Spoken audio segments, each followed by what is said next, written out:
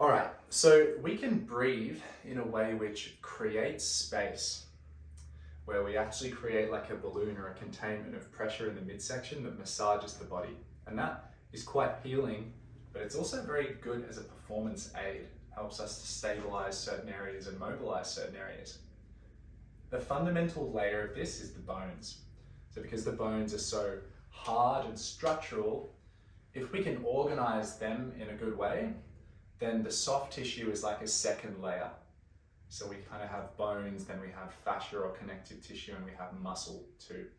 But if you can organize your bones well, then those second and third layers, when you sort of activate them, like activating the muscles, it's optional. It's not like you have to be tense all the time to create stability. So our first step is learning to sense where our bones are in space, and from sensing that and controlling that, then we add on the strength or the muscular contraction. So a couple of key concepts, terminology that you need to have installed in your body as available movement.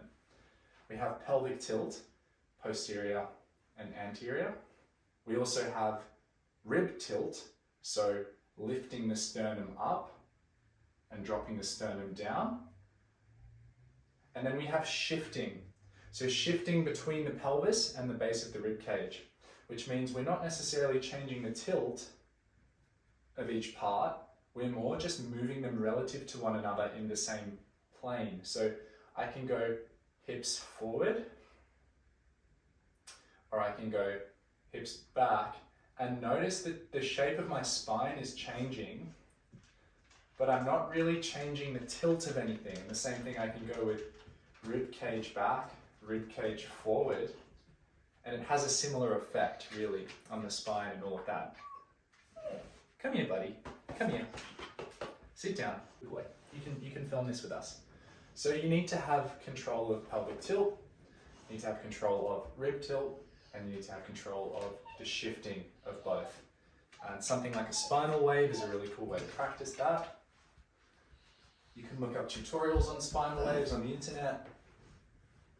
But the main thing is we're positioning the bones so that we know what neutral is, and then we know how to consciously deviate from neutral. So if you can sense your spine's neutral, you can sense center, then that means that you'll be better able to hold center as you move through different movements in different planes, which then sets you up to be able to access the airbag or the breath system, which we're going to talk about next.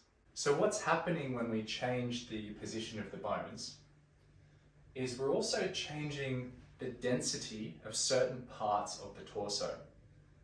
And this is important because the more dense something is, the more structures there are that are kind of in that space, the less it's going to expand when we breathe. And the softer something is, or the less dense it is, the more it's going to expand when we breathe. So for example, if I go into an anterior pelvic tilt and I lift my ribs at the front, you can see that that's closing the space now in my lumbar and thoracolumbar junction. Because that's a compressed space, this space is going to be more expanded. Because my trunk is kind of like a balloon, you know, we're wrapped in skin and muscle and soft tissue, and inside that we have organs and we have abdominal contents which are kind of watery, you know. So we're almost spilling that forward as if you were to squish the back of a water balloon, the contents are going to press forward. But if I were to close this space, like this, then it feels more like, okay, I'm being a bit squished here, but I can feel a light expansion in my back. Now, if you want to feel more of this expansion, you can really tuck and round. So I want you to tuck into posterior tilt, drop your rib cage down, and get a little bit firm in the front to contain that. And then take a breath into your hands with your hands on your back. Can you feel how it's a different feeling? Like you might experience pressure in the front, but the expansion isn't happening at the front because you're not giving it the option to. It's going to go backward. Compared to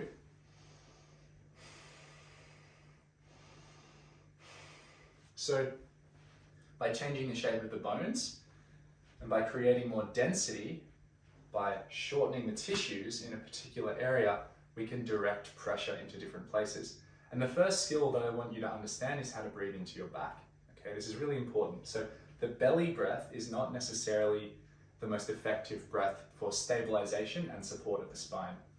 Because when we breathe, we're increasing the pressure internally, we need to be able to contain that pressure, creating a zone of apposition, which means dropping the front ribs down slightly, tucking the pelvis very slightly. Generally, it's a slight tuck from neutral. It's going to be a little bit different for everyone, so let's feel for the sensation that we're pointing at. So it's this action, and holding that, which is kind of like an exhale shape. If you exhale, it's easier to get there. Then you hold that, inhale, and you'll notice that you're kind of full in your back. You're a bit more pressurized. It feels like you're being filled with breath, and that breath is actually being resisted or contained by the opposing force of the wrapping of the muscles. Now that, because it can't go forward and back, is going to press down and up, and it's going to start to expand your spine. It's going to expand your torso. So now, if I brace, I have quite a good containment, and you can see that my back is very full, and I can use the feedback of that fullness and that muscular tension to hold my position if I was to lift something heavy. And it's a lot easier for me to move from my hips because I can feel what stillness is like through the spine. Now, if I spill forward, let's say, and I feel that compression in my lower back, it means I need to create more compression at the front for more expansion in the lower back. So then when we move on to twisting, I want you to keep that in mind. The same principle applies to side bending. If I'm creating a more compressed space here, then when I breathe, the air can't go there. So it's going to go forward and back and to the side. There's even some pressure here because of the stretch of the muscles resisting the air going that way. But if I keep breathing, I'll feel the air going wherever there's less density. So now, if I firm this up, you can see this expands. As soon as I pull this in, this expands. And that's because the pressure has to go somewhere. So we can shape our torso, closing spaces to shift pressure into other spaces. For example, if I'm not feeling enough fullness in my right shoulder and it's getting compressed or stuck, that's because my ribs up there are very small. So the shoulder doesn't have to move much. The tissues are kind of shortened. If I create containment here and I breathe up, holding my containment at the bottom, then it's going to force the pressure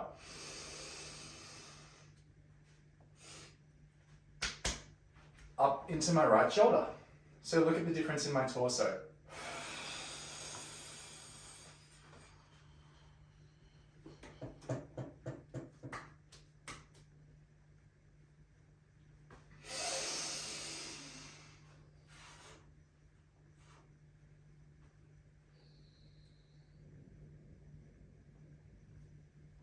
Can you see the change in size?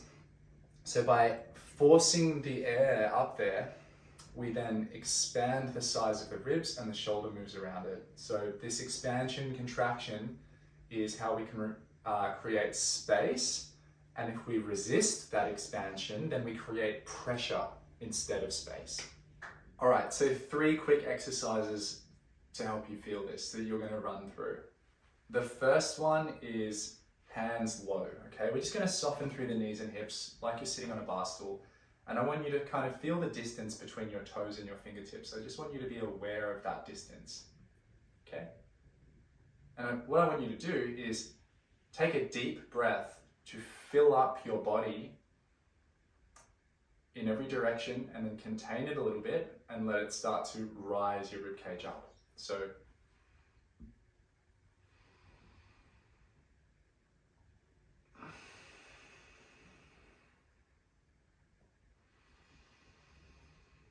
I want you to feel for how your expansion outward and upward is affecting your arms and your shoulders. I want you to feel how it's pressing out and lifting.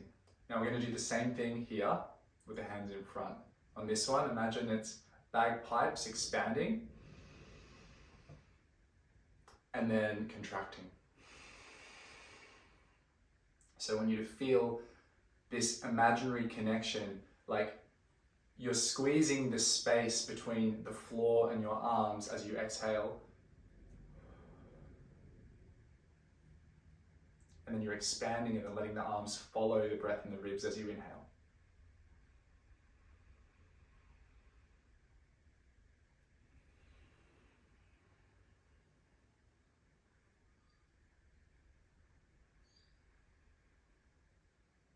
And we're not trying to breathe into the belly here. It's all about allowing the fullness to reach the upper half of the body. Now the last one, I just want you to lift your hands overhead. I'm going to demonstrate this sideways. I just want you to breathe out and then lift your hands overhead.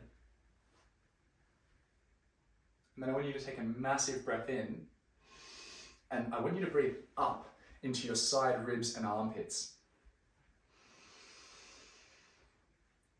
And then just move your hands even higher and further behind your head. Notice how you can do that. Now breathe out again. Keep reaching up. Fill up those same lateral high up rib spaces. You can go further again, right?